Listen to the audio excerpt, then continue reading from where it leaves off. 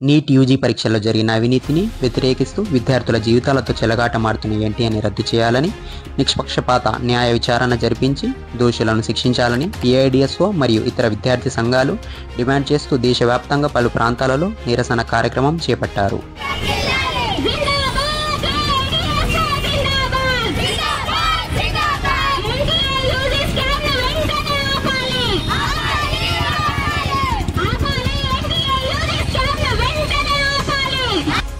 ఈ కార్యక్రమంలో ఏఐడిఎస్ఓ రాష్ట్ర అధ్యక్షులు వి హరీష్ కుమార్ రెడ్డి మాట్లాడుతూ, జూన్ 4వ తేదీన విడుదలైన నీట్ యూజీ ప్రవేశ పరీక్షల ఫలితాలపై వివిధ ప్రాంతాల విద్యార్థులు, తల్లిదండ్రులు అనేక ప్రశ్నలు లేవనెత్తారని తెలిపారు.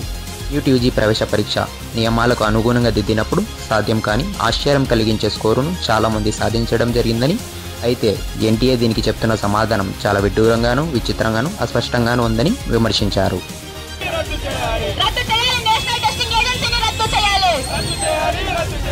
విద్యార్థుల జీవితాలతో ఆడుకుంటున్న నేషనల్ టెస్టింగ్ ఏజెన్సీని కఠినంగా శిక్షించాలి.